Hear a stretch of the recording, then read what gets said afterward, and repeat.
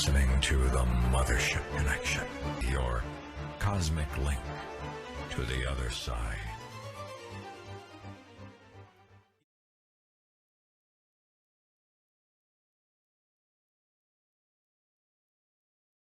Attempt to adjust your computer, there is nothing wrong. We have taken control as to bring you the special show. The Mothership flies through cyberspace one more time. My name is Dobie Maxwell, also known as the King of Uranus, flanked by my two co-hosts in here. Over here, Greg DeGuire, the man dressed in camouflage, so you can't even see who he is over there. And over to my right is Carrie Turner, our Millennial Falcon.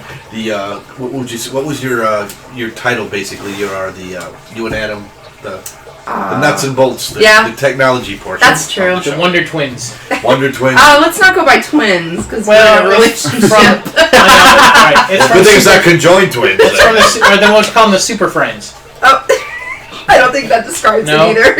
Okay. The Super Friends implies we're friends with added benefits. Well, we have a flag here at the Mothership riding half-mast for the passing of a radio broadcasting icon this week as we record this. Yeah, Art Bell. Without Art Bell, I'm going to say that the AM version of the show may never have existed.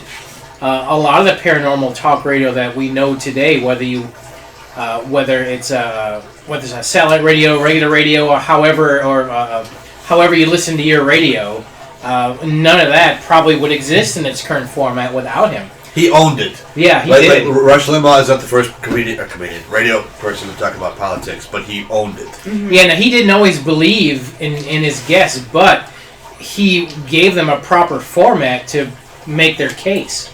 So that's kind of our show wrapped up. And he did it in an entertaining way. He did. With a big, deep voice, and he would just be like a 9-year-old kid, and people would say that on a UFO with a big green finger in their nether regions. Exactly right. He would say, cool, and let him talk.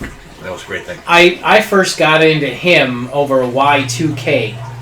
That was him in his heyday, because all he would do is talk about the computers shutting down, planes falling from the sky, all kind of crazy stuff that you better get your act together because the world could end New Year's Eve 1999 going into year 2000 because the computers were never reprogrammed to deal with the switch over. But that he had the nation locked into his show. Well, I did it before that, being a stand-up comedian, driving at night over the course of North America. He was on the blowtorch radio stations. Only needed about 4 or 5 stations, and if I drove from Los Angeles to New York, I could hear Art Bell the entire way. Yeah. And at night, just hearing him talk about those things and ghosts and cosmic things, and you're driving at 2 o'clock in the morning in the middle of Nebraska, they're talking about UFOs. It added to the effect. It enhanced, and it also kept me awake through so many years. So I always wanted to meet him and say, hey, thank you for letting me not crash and burn on the road for all those years. Yeah, he was an icon. And it's now the cause of his death is there's still something up in the air. It's not exactly. And it was also on Friday the 13th, I may add. I was on Friday the 13th, and I'm sure he would have liked it that way because now the conspiracies are all going to start. Why is Art Bell dead? Yeah, on a Friday the 13th, hair's getting pulled out nationwide. The perfect day. So much respect to Art. And a tribute. Everybody that has a paranormal show, including us, is owes a tribute to Art Bell. Absolutely, including the current coast to coast George Norrie. Now Art Bell would be a guest on his show from time to occasional time, but Norrie's been in charge of it for a good long while, up to 10 years now, maybe a little more than 10 years that he's been doing the show. No disrespect to George Norrie, that ain't Art Bell. No, and the only thing I ever wanted to do when I got on the Mothership on the AM dial, the only thing I ever wanted to do was to try to be as good as, or do what kind of they did, but not trying to do the same thing they did. Do what they did, but not exactly how they did it, if that makes any sense. Because some of their interviews, I thought they got too technical. They never had fun. George Norrie never really had a lot of fun. Art Bell had fun occasionally, but he took the job pretty seriously. Not saying that we don't, but I think if you don't incorporate fun, if you make it all about business. It's got to be a good balance. We always want to make. I told people at the radio station when we started, I said, I'm not going to make fun of our guests, but I'm going to have fun with them. If you have the guts to tell me that you were from another dimension, I'm going to poke that a little bit, and then but with respect. And the formula really did work well, and that's why we're basically still on today. Yeah, I would agree. And other people, unfortunately, dropping like flies. It says it comes in 3, but it keeps going. That the man, Gunnery Sergeant Hartman. If you've never seen the movie Full Metal Jacket, he's been in many other features, but this is the one thing that he is known for. Yeah. It is a cult film of epic proportions. We just like to have talking toys on the show. I have the rated R version of the R. Lee Ermey talking doll, and I'm just gonna push his button from time to time. Where did you get this? I don't remember. I want to say I got this at like a Spencer's Gifts at the Regency You Mall. have a toy for years everything. ago. Most things.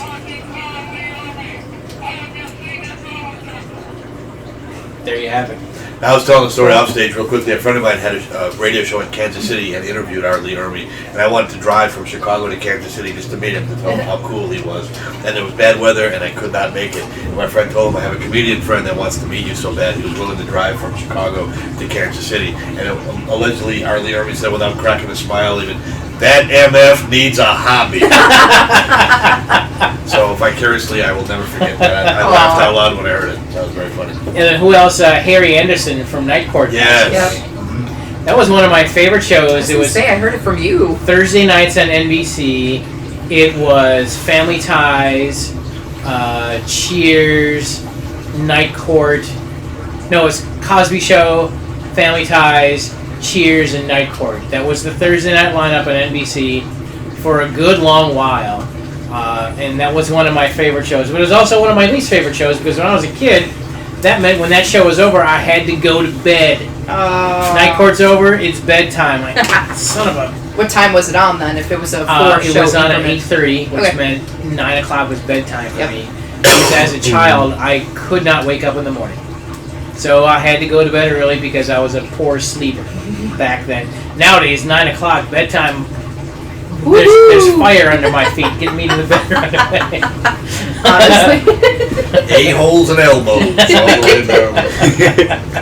Or just fall asleep on the couch and you don't have to walk to bed. No, that's the worst because your back's always crooked up with that. You gotta go to bed. Yeah, there's always some kind of weird neck pain. Yeah. A cat jumps on me or who knows what else. He does that anyway. Or the worst, I don't know if you do this, is you get home, you're tired, you just say, I'll just sleep in the car. Yeah. I'll rest for 2 minutes. 5 in the morning, you get up. He fell asleep on the couch today for a good hour. Yeah. Naps are one thing. Overnighters are something That's different. true. Yep. Naps are okay, and I like a good, well-placed nap. But Let's make that into a t-shirt. Because I forgot to have my coffee this morning. kids in your coffee. Do you have a band name, finally? Kids I in your do. coffee. We haven't had one in The a couple of last weeks. episode, I got Man Rant. That was my band name. This one's going to be Well-Placed Nap. Next at Coachella. Boy, we gotta pass this out at some point. Greg's been recording this since we were on the radio.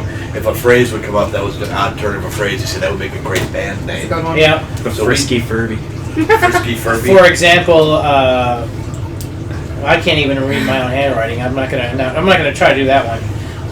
But for example, whale blubber latte, And you gotta wonder how this came up in the show, too. Yeah. satanic Yahtzee, zombie dice, Christmas Dracula, face slap, child violence. It's a great name for a band name. I like that. Jump scare boobs, another good band name. Like Satanic Yahtzee. Yeah. Upscale bumps.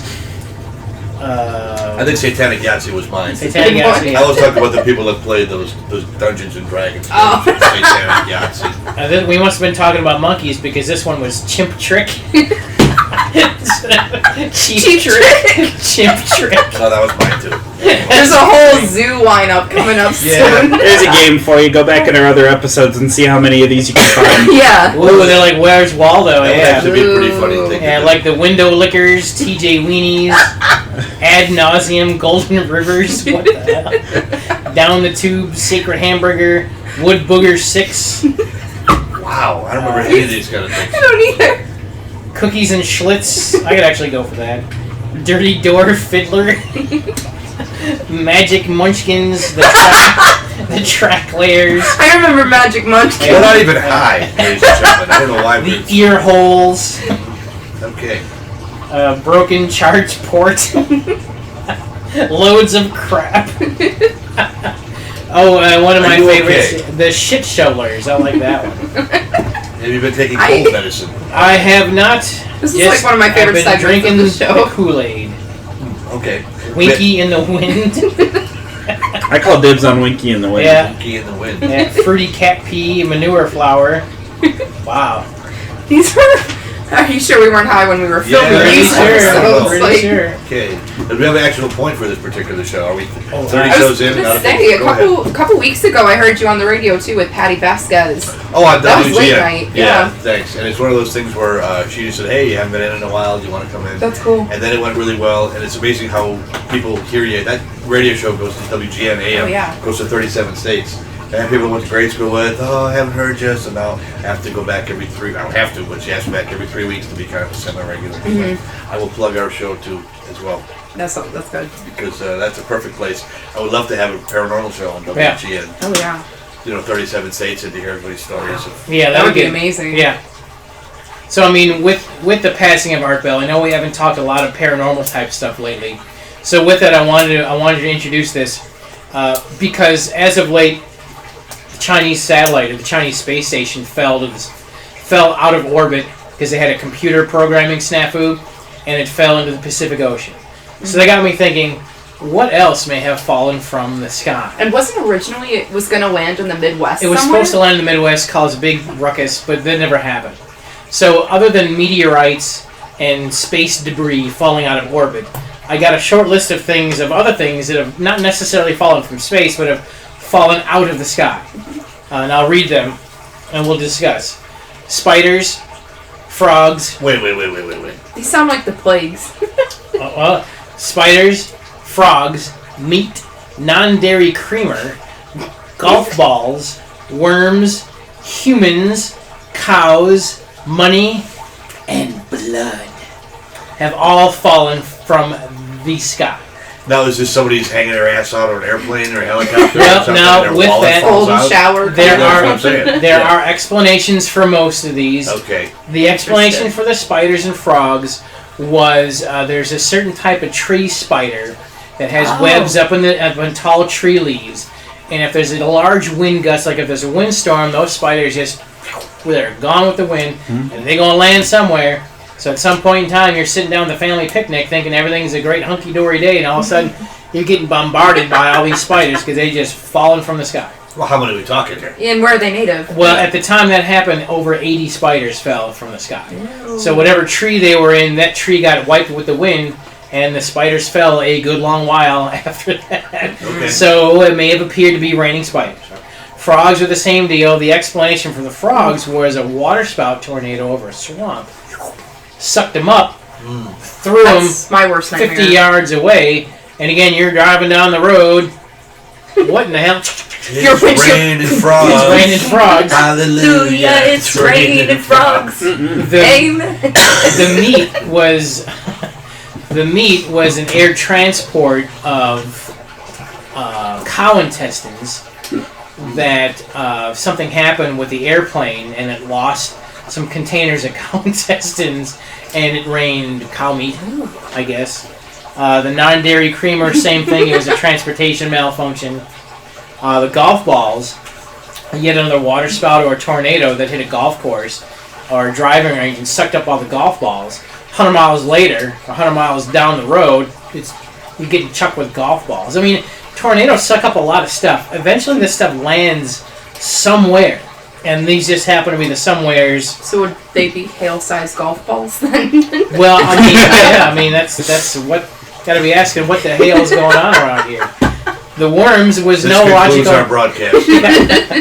The worms had no logical explanation. It just rained worms. No one had an explanation for it. Not entomologists, not biologists. They were all like, huh. According to what I read, they didn't have a logical explanation for worms. Humans, on the other hand, you're right. Planes falling apart in the sky. Oh. Plane crashes or burns. People get sucked out. People voluntarily fall from the sky daily. They have to land somewhere. And someday it's going to be raining humans. I still want to know what happened to that. Where did it go down? The jet went down. They haven't found it. The Malaysia. yeah. Oh, Where there's- is that? There's something there. There was something that popped up, and I wanted to talk about it last time we were here. I think it was debunked, but there was a theory going around because some person did get some random phone calls from a random number that was saying, I don't know the terminology for it, where it was like how they spell out on airplanes, where they have to say a whole word to make it a letter. The black box, yeah. Black box. So somebody claims that they got the message from the Malaysia flight through a drop box that was sent to his phone. Because there was some sort of that radiation storm that was going on a month ago. They were saying that it was making it all the way to the bottom of the ocean, reaching this drop box and calling people about it. I don't know That's bizarre. It was. That is very bizarre. I think it was debunked, but it was really popular a couple weeks ago. The part of it where it says it's not human was really interesting. That was, yeah. Somebody said in the message, it said, help us. They are not human. Get us out of here. Russians? Chicago Bears fans. Hey. True. Or Cows, Money, and Blood are the last three on the list. How did blood? Is it blood by the... I'm pretty sure it's Slayer. Also had Rain and Blood had no explanation. There was no logical explanation, and it was tested. It was blood. It was human blood. What? There's no explanation as to why blood fell from the sky. And guess where that happened? By the way. Wisconsin? Malaysia. Oh. I wish we knew 1/10 of the stuff that the reason it goes on. I mean, what we see is filtered through the news, and the news is controlled so zombies like us can just be controlled. What is the real story? I think if you started asking too many questions, they'll have to shut you up. They're gonna find your head like. They would call us one of our previous band names, a worldwide wackadoos. Yeah. Well, that's why they call it when Tammy was talking about it on our show. They thought that friend of hers was going to do something, so they wouldn't let her out until they found that answer. I mean, I think they're always listening in. I mean, and you brought it up to me a couple times when we were on the AM station. I would go on and on about government conspiracies, and a couple times you're like, be careful what you say, because they actually may be listening. One of these days, we're going to have some black helicopters outside yank us out of here. And then my point to that was, wouldn't that be great? I mean, that either proves our point. Oh, yeah, I'd love to be tortured by the government in a soundproof room where no one can hear you scream. Well, someone's going to wonder what... 6-inch needle right in your nostril. Someone's going to wonder what happened to us at some point. Nobody's going to care. Where's the ball game? Right. Nobody cares or we're going to be gone. We had 87 people watch our last show live, and we were thrilled about that. There are 6.5 billion people. That's a cosmic bug fart compared to... Write that down. That's they only watched because it came up with a notification. And then they just swiped right away. They're like, no, we don't want this. Exactly right. So, who knows? I'm still fascinated by the 50s TV shows that allegedly were cast out into space with TV waves that probably are still, like, I Love Lucy is probably just making it past Uranus right now. I don't know how far those waves are going to be going. They haven't seen the finale yet, so... They have not, though, so you got some splaining to do. There was an episode of Futurama about that. They were in the middle of watching some sitcom, and the waves stopped going right at the finale, so the aliens invaded Earth to find out what happened in the finale. Funny. That's really funny. Now, there is one, speaking of that, there is an English broadcast in Great Britain in 1977. Have you guys heard of it? Google it if you're watching this. And I did Google it. Maybe I'll try to send you guys the link to it. And allegedly, it is aliens that broke into a broadcast, like a news broadcast, and they tell, this is what's wrong with Earth, this is what we're going to do to you. And if it's a hoax, it was a really well-done hoax. And it's probably a 20-minute, it was very famous in England, I think in 1977 or 78. No, I haven't heard of it. Yeah, but they almost said the aliens, the broadcaster kind of had a little bit of a British accent, so that makes me feel it might be a hoax to some degree. Right. But the way it was done, I think the people that got hoaxed didn't know it. The people at the TV station thought it was real. Oh, snooty British! Can't ever tell if they're planting one on you or telling the truth. I mean, I have never not been absorbed in crop circles. I know there have been fake ones made. But you look at some, they're like acres and acres, and they're intricate, and they're just done apparently overnight. So many crop circles have been proven to be hoaxes. But again, that doesn't mean that they're all hoaxes. Yeah, it can be proven, but that doesn't mean that it's true either. I mean, I guess you never know. I guess is the point. But I can't keep helping go back to the mathematics of it all. How many billion stars have how many more trillion planets the chances of there not being life on other places is it's stupid to think that there isn't. It's And if it overwhelming. isn't, then it's a huge waste of space. And we're the only one, exactly right. All the other planets, and we're the ones, and we're the top of the line. Oh my gosh! If there is a God, it's Corky. That we're the top of the line, flawed idiots that we are here. So I don't know. Well, maybe we are. Maybe they started with us to get it, to see how it went, and if we screw up, try to get with lizards next. Maybe We're like 7th grade shop class. Yeah. We're the bad ashtray that doesn't. This is no way that this is going to be What good. was the sawdust ashtray? That's what it was. You had to make an ashtray out of sawdust. That was my shop class. Do women have shop class? That's Not home ec is probably offensive now. No, it was inclusive when we had it. It was like home ec, food, something like that. But we had full-blown kitchens in our school. So every station there was like 5 of them, and everybody had a group, and it was all like all the genders and everything. But it was cool. I learned a lot of stuff through there. I even brought home a you fake learn baby. not to get married, is what you learn. Order out, take out. That is true. Yeah. Well, nowadays they have those Hello Fresh boxes. So you go to the website of these particular places like BlueApron.com or Hello Fresh, and you can pick a meal out, and they send you everything. They send you the ingredients and everything in a box. Shows up at your doorstep. You open the box. You don't have to go grocery shopping. It's all in the box. What's in the box? Yeah. It's all right there in the box. Then you just put it together, and you can make. Ooh, look at this great dinner I made. No, you didn't make the dinner. It told you what to do. It even went shopping for you. People, come on. People, get ready. Don't be sheeple. If Art Bell has taught us anything, do not be one of the sheeple. Use your own brains. Think for yourself. So, Criminy Jim. are there any certain shows that Art did that you remember, like specifically what you were doing, where you were?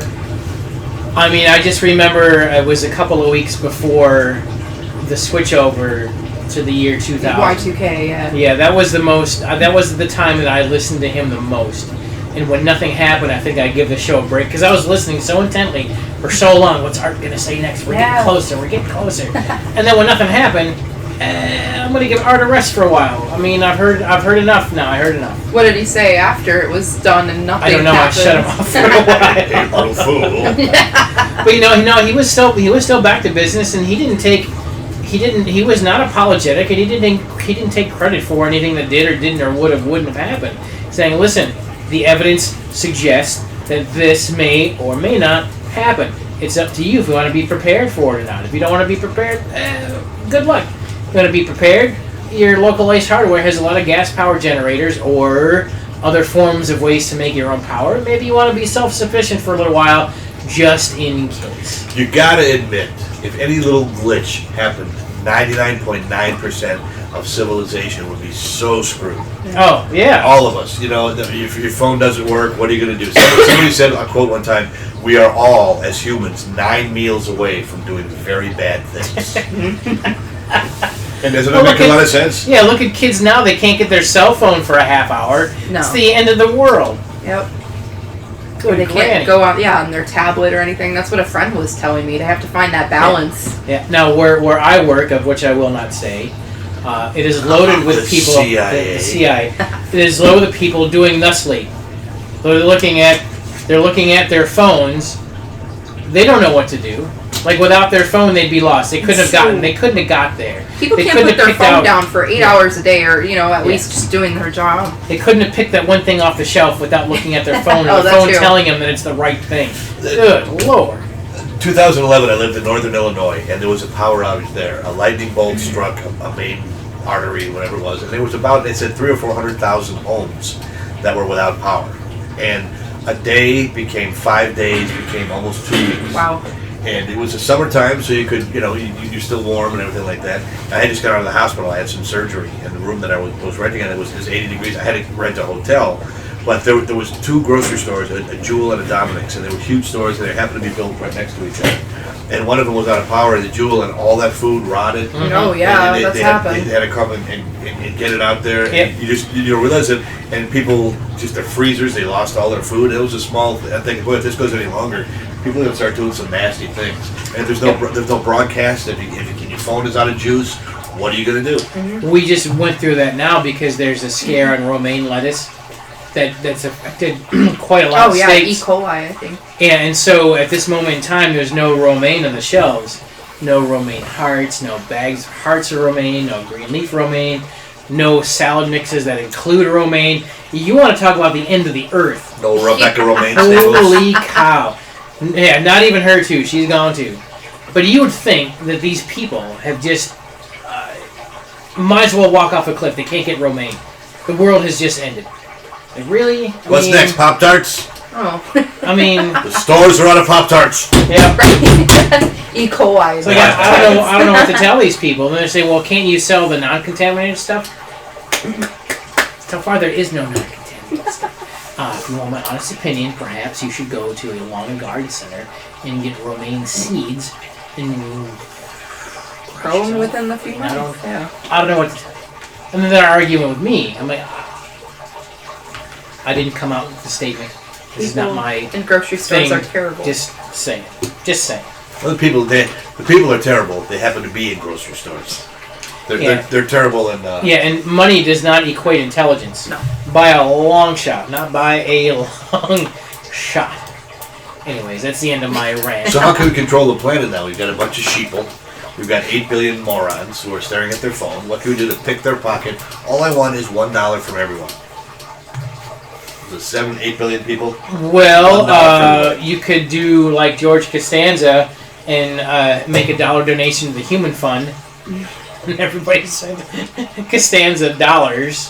Homer Simpson tried this racket too. He had an automatic phone caller. It was a robot caller.